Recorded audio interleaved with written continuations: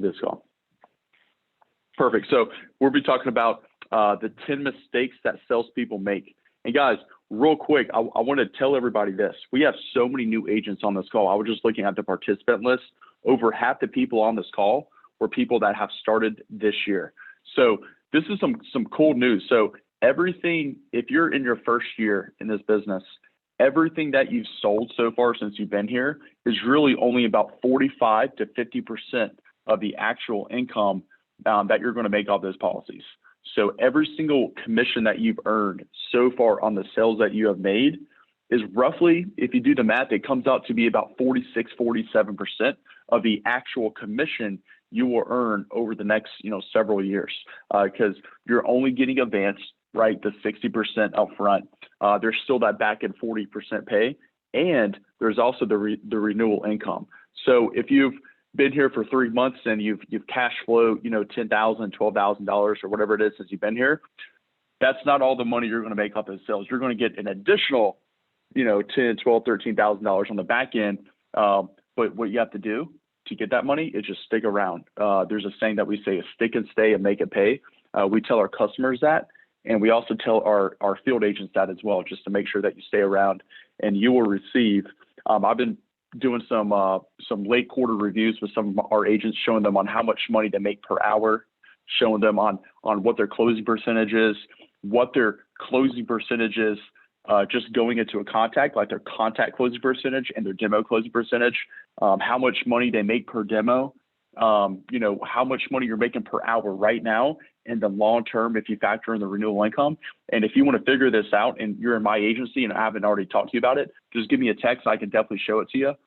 It takes about 10 minutes to kind of sit down with you over Zoom, and I can show you a bunch of cool numbers of exactly what your business looks like. How much money you've made for yourself right now, and then how much money you're going to be making for yourself over the next 20 years of renewal income. So it's always cool to kind of see these numbers.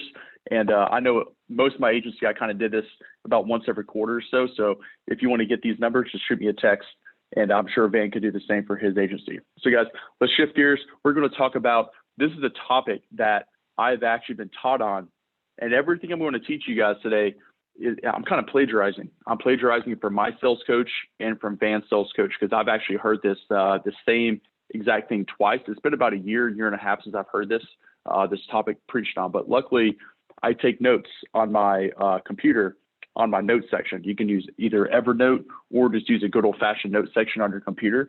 And I was looking through notes from last year and the year prior, and I had the exact same topic and I kind of pieced it together last night for you all.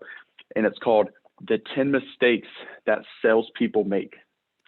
And this is going to be a lot of me talking. So be sure to get prepared to take notes and write these down, because at some point you should be teaching your own team this exact same thing, right? So several of these calls, guys, I've been teaching you guys stuff that I learned 5 years ago, but making sure that I'm so glad that I was an avid note taker back then, because or else I would have no content to come up with these calls, right? So making sure that you're an avid note taker, because you will be thanking yourself 2 years, 3 years from now, if you are doing that, making sure that you're taking notes on everything that you hear. So the first mistake that salespeople make is that they are bad listeners. Salespeople, we are poor listeners, okay? We interrupt our prospects. That is very rude. Nobody likes being interrupted. So that's the very first mistake that salespeople make. We need to be a servant to our customers. We need to be extremely interested in our customers, okay? Nobody cares about who that's had cancer in your family, right? Nobody cares about your personal stories as a salesperson, right? They don't want to hear your stories of your buddies that had cancer. They don't care about that. That's called negative selling. So if you're going in there and giving all these stories about yourself, that is not the best selling technique, okay? You need to be interested in them and listening to their stories, okay? And also watch for their nonverbal clues. Watch their body language. You can tell what somebody's thinking just by watching their body language a lot in this business, okay? And the only way to really pay attention to these signs is by really listening and not by talking the entire time, okay? Another way to be a good listener is to take notes. when you're even giving a presentation, if they tell you something, if they tell you their name or tell you something important, jot it down really quick on your iPad. When they tell you something important, jot it down. It shows that you truly care about your job and them. It shows extreme professionalism. Okay, it is not bad. It does not look unprofessional if you're taking notes, even during mid-demo, if they tell you something important. Like, hey, is it cool if I write this down? This is very important, Mrs. Jones. She's always want to say yes to that. Okay, so that was mistake number one, being a bad listener to Mrs. Jones. So number two, this is the second mistake that salespeople make, is that we do not plan our day effectively, not planning your day effectively. Okay, you should take 30 minutes planning the night before, not just for this business, but for every business in general. If you're a professional athlete, if you're a professional actor, if you're a musician, planning your next day is huge to be successful. If you're a CEO of a huge company, doesn't matter. In this business, you need to do 30 minutes of planning the night before. It makes your day so much easier. And use kind of like a ranking schedule. You know, put the most important things that you have to do first. The most important things that you need to do, get those done out of the way first. If there's anything critical that you have to do, make sure that that is in your schedule as well. Okay, so it doesn't surprise you whenever it comes up. Make sure the critical things that you have to do are always plated into your schedule. In the morning, it helps you visualize the day. If you already have your day laid out, you've already spent 30 minutes the night before, it helps you visualize the day in the morning and just visualizing it going great and just seeing things following your way. Whatever your morning routine is, coffee, shower, working out, whatever it is, it's great to start visualizing success for your day, but it only happens if you already know exactly what you're going to be doing for the day. Okay. Another way to plan your day effectively is having a tracking sheet, making sure that you're tracking your day throughout the day. Okay. Having a system that you use that's very easy and duplicatable. Okay. So a couple of things that we have is goal cards and Sales Rabbit. That's all you need. Okay. Using your goal card and using Sales Rabbit is all you need to keep track of what you're doing during the day. Okay. Another thing is planning your Monday. Mondays are huge for this business. Planning your Monday on Friday, making sure that you're finishing Friday strong to get things set up for Monday. So you're excited about Monday coming on. Okay. That's the biggest thing in our business, starting the week strong and finishing the week strong. If you finish the week strong, you almost always have a big Monday. Big Mondays start on Friday in this business. Okay. There's also a saying, it's called BBF, bounce back fast. Okay. This is pretty cool. This is just don't dwell on the no's. Okay. So this is, if you're getting a lot of no's, that's supposed to happen. Okay. Whoever takes the most shots in this business wins, right? Michael Jordan missed more game winners than any other basketball player in the history of basketball. But guess what? He also has the most game winners in the history of basketball as well. Whoever shoots the most wins. Yeah, you're going to miss more than everybody else too, but you're also going to have more goals, right? You need to have a short-term memory in the field. It's okay to be nervous, guys. It's okay to be nervous when you're out there. It's okay to have butterflies. That's good. Flex your courage muscle when you're out there. Walk in and have a powerful 30 seconds of courage that you can do your dead level best. Just walk in and give your dead level best and flex your courage muscle for 30 seconds. Okay, don't overthink no's. Just go to the next place. Okay, and a lot of this happens if you plan your day effectively the night before. Okay, so let's go to number 3. This is the third mistake that salespeople make. Not qualifying the prospect before presenting. Not qualifying the prospect before presenting. Okay, so there's an acronym. It's called CLASP. C-L-A-S-P. C-L-A-S-P. Okay, so what C is, it stands for currently. What do you currently have, Mrs. Jones? What do you currently have? It's funny because this is talked on by our sales coach, and this relates to our business just like any other sales process. Okay, the sales cycle is very similar to, but it doesn't matter if you're selling real estate, selling houses, selling insurance, selling cars. There's a very similar sales process for almost anything. So what do you currently have? Okay, the L stands for like. What do you like about it? what do you like about your current situation? Okay. What is the good things about what you currently have? A is called alter, A-L-T-E-R, alter. What would you change? If you had to change something, what would you change? S is the signer, making sure that you're sitting down with decision makers. Wasting your time to do a whole demo to get a spouse ejection at the end is part of being a bad salesperson. You should have covered that in the buying atmosphere, making sure that you're sitting down with the signers. That's the whole purpose of a buying atmosphere. Seeing on who you need to present to make a final decision at the end. That's why if you're ever doing real estate, the best real estate agents make sure that they get your wife there with you, because they know that the wife is going to be a huge decision maker in buying a house. So they always make sure that if you're doing a house showing, that they almost make sure that you bring your spouse with you. Okay. And then P for CLASP stands for paint the picture. Painting a picture for them on how this will fill their need. Okay, painting a picture for them. So that you're pretty much showing what you would change is going to make sense for them. And how we do this in our business, how this relates to our business is, guys, we ask all those questions in the introduction. Okay, the critical questions, right? That is a huge one. It's called, so here's another, cutting and remedy. Okay, so whenever you got to cut people open and then give them a remedy. Okay, so cutting people open, these are questions like this, like if you couldn't work for 6 months to a year or even longer, how will that impact you and your family financially? That is a cutting question. That is a cutting question. Yes, I would be devastated if I couldn't work for 6 months to a year. Why do you say that? What bills would you worry about the most? That's another cutting question. Okay. Whenever they're giving you cancer stories, yes, my brother had a 2-year battle with cancer. It was terrible. Really? Oh my gosh, I'm so sorry about that. Tell me more about that. That's a cutting question because they're cutting themselves open to you. Okay.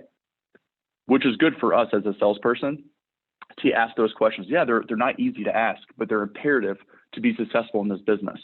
Okay. And then once you cut somebody open, we give them a remedy.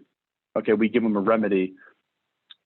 And you tell them that's exactly what we're here for. So once they tell you, man, it was terrible, he had a 2-year battle with cancer, he had chemo and radiation every single day, or once they tell you how bad they would be financially if they couldn't work for 6 months to a year, your transition is the remedy. And this is exactly what you should say in every situation. That's exactly why I'm here. That's exactly what this is for. That's why everybody is picking this up. And that's why everybody's getting themselves protected. It's that simple, guys. You cut somebody open and you give them the remedy just by saying, well, that's what this is for. That's why I'm here. That's the reason why everybody, all your coworkers are getting this. You've already cut them open. It's that easy to give them a remedy. You just kind of tell them that quick transition line. Boom. It's magical. Okay. So let's go to number 4. The number 4 mistake that salespeople make is many salespeople spend less than 25% of their day on IPAs. Many salespeople spend less than 25% of their day on IPAs. And what an IPA is called an income producing activity. So if you're brand new, you haven't heard of IPA, you guys are probably thinking IPAs, isn't it like the beer with heavy alcohol percentage? Well, in this business, it is income producing activities. Okay. So you should be spending 60 to 70% of your day on income producing activities. 60 to 70% of your day should be spent on income producing activities. Okay. You can't present your products to people if you don't have a pipeline.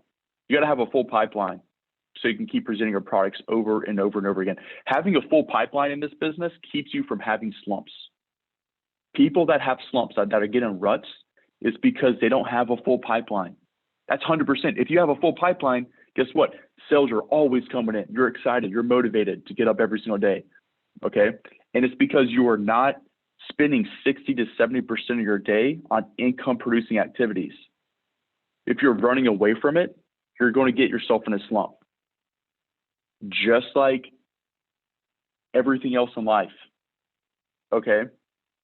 If you're trying to get a 6-pack and you're running away from eating healthy, if you're running away from, if you're not, you You still drink beer on the weekends. Guess what? You're not going to get yourself a six-pack. Okay? You got to spend all your time on all the things that you don't want to do if you want to get a six-pack, right? There's a lot of other things that come into it. You got to run, right? You got to eat healthy. You got to eat more greens. Stay away from carbs. Stay away from red meat.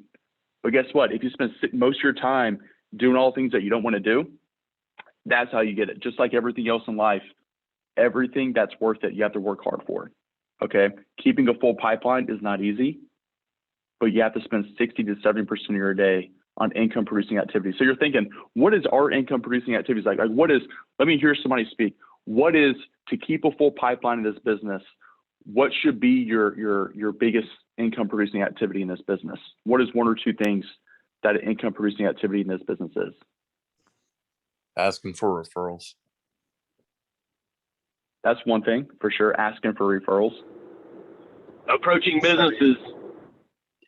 Boom, right there. That is the number one. That would come even before asking for referrals, because to get the referral, you have to actually approach a business. So approaching businesses, giving demos, those are the number one and two things of income producing activities in this business. If you have a high activity level, you will start filling your pipeline, okay? You were supposed to be there at every single business. Don't skipping businesses. Income producing activity is going to the next business on the right, okay? Don't be selfish with your prospects, okay? Don't discriminate businesses. Don't discriminate people, right? Go to the next business, because you don't know who's going to be inside that business. You don't know what their situation is, okay? You will get a full pipeline very quickly if you just do the job by the system the way that we teach you on how to do it, okay? So let's go to number 5. So number 5, the fifth reason what salespeople make is not asking for the sale. So the fifth mistake that salespeople make is they don't ask for the sale, okay? We don't have a definite close, okay? By having a good close when they're doing a presentation shows extreme confidence. If you have a lot of confidence, it inspires your prospect to do business with you. Okay. And there's so many things, guys, that having a good close here. I'm going to talk about some other things. It's called trial closing, temperature gauging questions here. So if you want to have a good close, there's some things that you can also do mid-demo to make sure that the prospect is with you. Okay, just like if you look at the on the cancer presentation, there's a little Q right there on the page where it says Pap smears, mammograms on the wellness benefit. What does that Q stand for? It stands for question. You're supposed to ask a question. Mrs. Jones, does this make sense so far? What do you like the best about it so far? Do you like all the benefits, or that pays cash directly to you? That's called a trial closing question. You're supposed to ask a question on that page because you've been talking for 5 straight minutes, and you need to get them involved and get them engaged and see where their head's at, see where their interest level is in the product right now. It's called temperature gauging questions or trial closing questions. Does it make sense? What do you like the best about it so far? Do you like how it covers so much, or that it pays cash directly to you? It also allows them to ask you any questions if they have a question. Okay. And having a strong close and transition to close is important to being a high-end sales professional.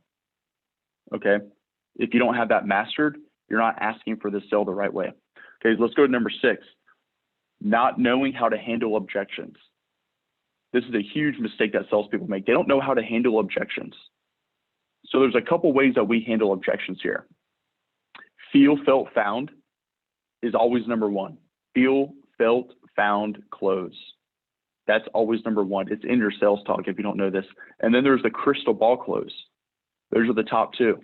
There's a few other closes that we have, but those are the top 2. Feel, felt, found, and the crystal ball close. And using stories of other customers who had similar objections. So whenever you do a feel, felt, found, or crystal ball, you always use other testimonials from other people who had very similar situations as them.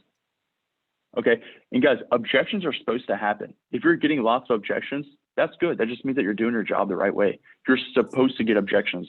Do you think Michael Jordan or Tom Brady or every professional athlete or actor of all time got to where they're at because everything was easy? Nope. They expect objections. They expect obstacles, and they embrace challenges. Okay. Just like in the final interview, every person on this call, you heard this exact same phrase. Okay, in this business, what's very imperative to being successful here is having a great attitude, and your attitude and how you view obstacles. Okay, because you're going to get lots of obstacles in this business on an everyday basis, and you're going to be by yourself. Okay, we're going to be in your car. Nobody's going to be right there beside you. So there's two things that you could be. You could either be dwelling on those obstacles and be negative about it, or you could just make it happen and either figure your way around it or call your manager and figure out how to deal with it and get around it. Okay. So being the kind of person that overcomes obstacles and doesn't make excuses about obstacles. Okay. You're supposed to get objections. Okay. So here's six different techniques on how to handle objections. So the first part is just isolating the objection. So there's 6 different ways on how to handle it. So number 1 is isolate the objection, figure out what the objection actually is.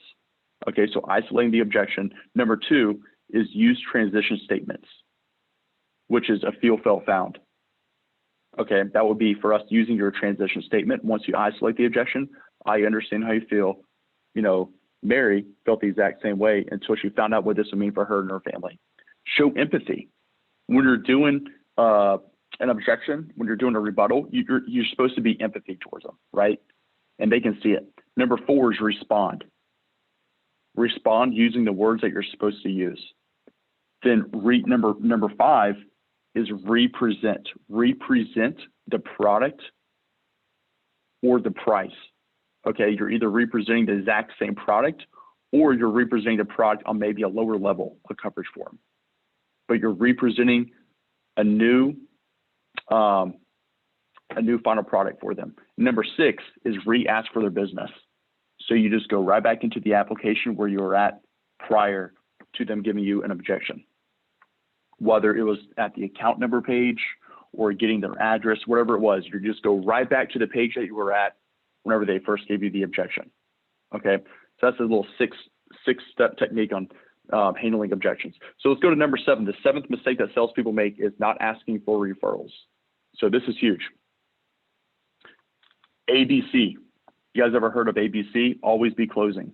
Always be closing for referrals. We need to be a savage with getting referrals. If you want your business to look a lot differently 3 months from now, your business can be magical. All the reasons why you came here, people calling you, people knowing who you are when you go into a business. Oh yeah, my sister told me about you. Oh, I saw you on Facebook. Yeah, my sister. Yeah, I saw you on a picture with my cousin on Facebook. Be a savage with referrals, and your business will look like that. It will be beautiful here in 3 months. You will not be cold calling hardly ever again. But you have to be a savage with asking for referrals. Remember to give to get. Give to get referrals. Yeah, the only reason why I stopped by here in the first place is because your sister-in-law, Brandy, told me I should stop by and see you. So who are 5 to 10 people that you want me to go see, right? Giving to get, paint the picture.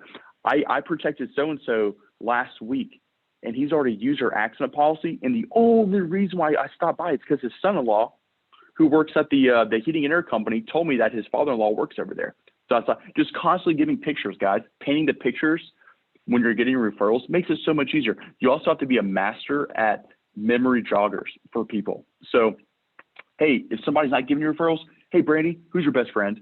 Who's your best friend? Where does your brother work at? Where does your sister work at? What do your parents do for a living? Do they still work? Oh, cool. Where do they work at? Who cuts your hair? Who cuts your hair? You have great hair. Who cuts your hair? Okay. Who is your best buddy from high school? Who plays soccer with your son? Who do you go to church with? Who sits beside you in church? Who's your neighbor? What do your neighbors do? Guys, there's 1,000 ways you can get referrals. It's so easy. It's almost too easy to get referrals. We just don't ask them any of these questions. You got to be a beast with memory joggers with people. If you want to get a lot of referrals, it makes it a lot easier. Okay. And there's also a 7 steps for getting referrals. Okay. So it's very similar to the objections, but number 1, the first step is it's called transition statement. What is your transition statement when you get referrals? Number 2 is you're clearly asking for a referral confidently. You can't be scared to ask for referrals. You got to ask it, be direct with it. Yes, you're there to collect referrals. Yes, Ms. Chance, I'm here to get referrals. 100%. I'm not going to shy away from it. Don't be trying to weasel your way around it. Just ask for a referral. Number 3, paint the picture for them, giving to get. Number 4, write down the referrals right then and there. Write down right there on your Evernote or your note section, however you store your referrals. Number 5 is ask who else. Once they give you 1 or 2 people, ask who else, who else, who else, until they stop giving you referrals. Who else? That's how you can collect 20 referrals from one person. Number 6, get pre-approach on each referral. So once you get them, once you've gotten all the referrals, get pre-approach on every single referral, because your chances of selling those people are going to be much higher if you have a few things that you can tailor the approach to them on. And number 7 is thank them. Every referral that you get, thank them. Man, Kyle, you were so awesome. You're making my job so much easier. You're going to be getting lots of gift cards, Kyle. Remember, you get a gift card for every single person that signs up. You're going to be eating good the next month or so. So thanking them and complimenting them. Okay, so let's go to number 8, guys. I know we're coming up 8:32 here. So number 8 mistake that salespeople make is they don't have a daily goal. Okay, not starting the day without a goal is just not good. Okay, just seeing how it goes, just winging it.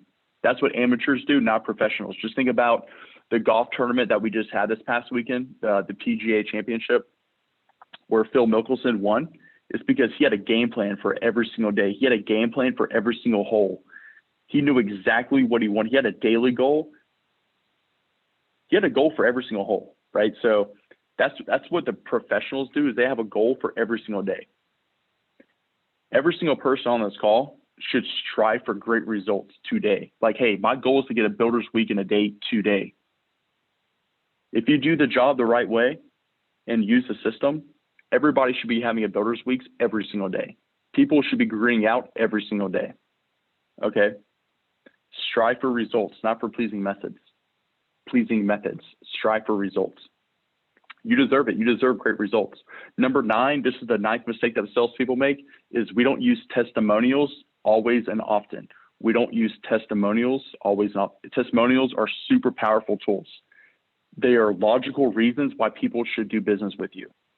We have every single situation. We have the single mom. We have the single dads. We have the families with 7 kids. We have the individuals who are 22 years old who have cancer. We have on our website, there's millions of testimonials out there. Do your homework. Get one of every single category. The retired people who are 75 years old, who live off their Social Security. We have every single testimonial you can think of.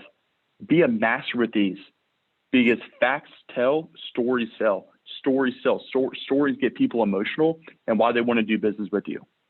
Okay, it builds your street credit more than anything else in this business.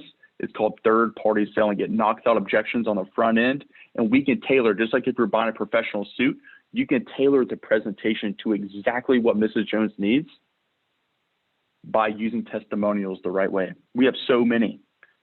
Save 100 of them on your iPad and just know exactly what situation you're in. You're going to use 2 or 3 that's going to make sense for them 100%. And it becomes fun. It almost becomes unfair to Mrs. Jones because you have so much ammo to use. It's almost unfair. Like, who would not do business with you? You're a true professional. Number 10. So this is the last one. This is a huge mistake that salespeople make, is they focus too much on the negatives. They focus too much on the negatives. We need to switch our negative self-talk to positive self-talk. It is hard to be negative if you're saying, today is going to be an awesome day. Mrs. Jones is going to love my smile. It is hard to be negative if you're talking positively to yourself. Okay.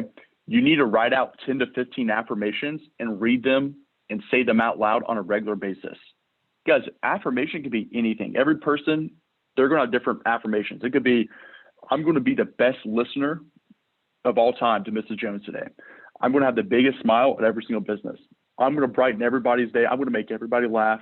I'm going to be the best approacher of all time. I'm going to show people that they're heard and that I have empathy. I will persist, and that's why I will succeed. Everybody's getting this. I have a beautiful family, and I'm very proud of my family. My kids love my work habits. My wife is proud of my career. Whatever your affirmations are, like, there's thousands of affirmations, guys.